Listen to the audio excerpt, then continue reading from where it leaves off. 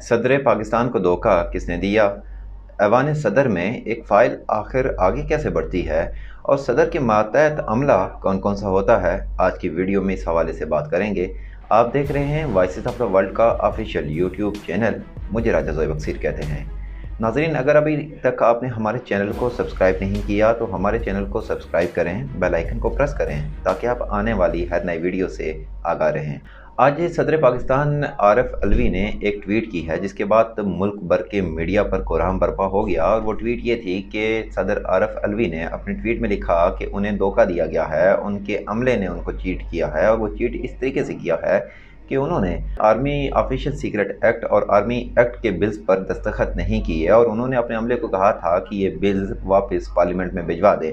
कई बार पूछने के बावजूद उन्होंने ये यकीन दहानी करवाई कि उन्होंने बिल वापस पार्लियामेंट को भिजवा दिए हैं, लेकिन जब वो पार्लियामेंट से बिल मंजूर हो गए, कानून का हिस्सा बन गए, तो उनको खबर हुई कि उनको धोखा दिया गया है।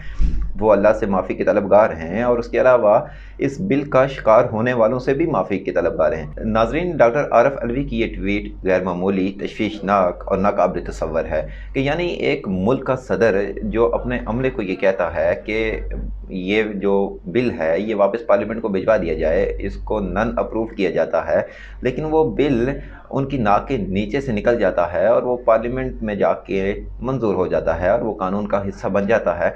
तो सवाल ये है कि डॉक्टर आरिफ अलवी के दस्तखत किसने किए या फिर डॉक्टर आरिफ अलवी को धोखा किसने दिया?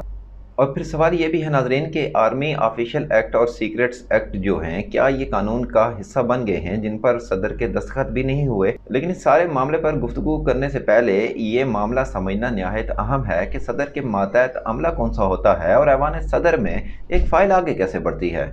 नाज़रीन, प्राइम मिनिस्टर हाउस हो या ऐवान सदर हो, उसमें दो डिपार्टमेंट्स होते हैं। सबसे पहले डिपार्टमेंट को इंटरनल विंग डिपार्टमेंट कहा जाता है और इसकी सरबराही सदर के मिलिट्री सेक्रेटरी कर रहे होते हैं, जो उमूमन 1 स्टार वाले फौजी ऑफिसर होते हैं जिनको पाकिस्तान आर्मी में ब्रिगेडियर का रैंक दिया जाता है।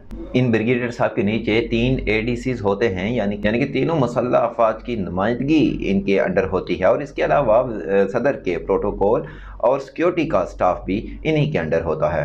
अब अगर इस इंटरनल विंग के काम की बात करें तो ये अंदरून मुल्क और बैरून मुल्क सदर के दौरों, मुलाकातों और दीगर ज़ाती जो उनके मामलात होते हैं उसको चलाने के पाबंद होते हैं। सदर का दूसरा जो विंग होता है इसको सीनियर तरीन ब्यूरोक्रेट्स चला रहे होते हैं, यानी कि सेक्रेटरी टू प्रेसिडेंट, और इनके अंडर एक पूरा सेक्रेटरीट होता है, यानी कि एडिशनल सेक्रेटरी होता है, डिप्टी सेक्रेटरी होता है, जॉइंट सेक्रेटरी होता है और दीगर अमला होता है। जब भी कोई बिल आता है तो सबसे पहले वो इन अफराद तक पहुंचता है और उसके आखिर में सबसे जो सीनियर ब्यूरोक्रेट होते हैं, यानी कि सेक्रेटरी टू प्रेसिडेंट, इन तक ये बिल पहुंचता है और फिर वो इस बिल को सदर तक पहुंचाते हैं। अगर सदर को इस बिल पर कोई एतराज़ नहीं है तो वो इस पर दस्तखत कर देते हैं। अगर एतराज़ है तो वो वापस उस पर अपने एतराज़ात के साथ इसको अपने सेक्रेटरी को देते हैं और फिर ये वाला जो प्रोसेस है सेक्रेटरी के पास जाने के बाद ये दोबारा से रिवर्स होता है कि यानी कि वो एडिशनल के पास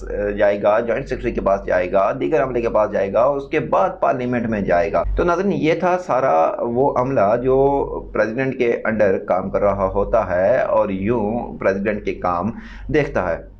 अब सवाल यह है कि आरिफ अलवी की ट्वीट के बाद जो सूरत हाल पैदा हुई है कि आया ये बिल कानून का हिस्सा बने हैं या नहीं, तो इसके ऊपर हम आपको बताएं कि निगरान वज़ीर कानून ने आज अपने एक बयान में ये कहा कि डॉक्टर आरिफ अलवी का बयान तशवीशनाक है और उनके इस बयान की वजह से रियासत पाकिस्तान का दुनिया के दीगर ममालिक में मजाक बन सकता है।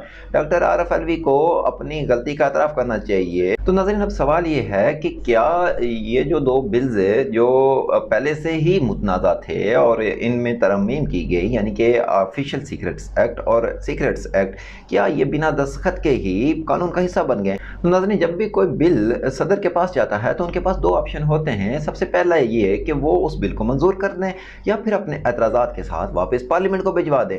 अगर सदर बगैर एतराज़ात के वो बिल पार्लियामेंट को भिजवाते हैं तो वो बिल कानून का हिस्सा बन जाता है। आज निगरान वज़ीर कानून ने भी अपने बयान में ये कहा है कि صدر نے اپنے ماتحت عملے کی ساکھ کو نقصان پہنچانے کی کوشش کی ہے، ان کو یہ چاہیے تھا کہ وہ اپنی غلطی کا اعتراف کرے۔ یہ یاد رہے ناظرین کہ یہ دونوں بل دونوں ایوانوں سے باضابطہ منظور ہو چکے ہیں۔ اچھا، اس بل میں جس شک کے اوپر سب سے زیادہ شور شرابہ کیا جا رہا تھا وہ شک یہ تھی، سیکیورٹی ادارے جو ہیں وہ کسی بھی شخص کی یا پھر کسی بھی شخص کے گھر کی تلاشی بغیر سرچ وارنٹ کے لے سکتے ہیں، لیکن نگران وزیر قانون کا یہ کہنا ہے کہ اس شک کو ان بلز میں سے حذف کر دیا گیا ہے۔ باقی جو شکیں میں نے آپ کو پچھلی ویڈیوز میں بتائی وہ ویسی کی ویسی ہی ہیں۔ تو ناظرین، یہ تھی آج کی پولیٹیکل ڈیولپمنٹ، اور آپ کمنٹ سیکشن کے ذریعے ہمیں یہ بتائیں کہ ڈاکٹر عارف علوی کو دھوکہ کس نے دیا؟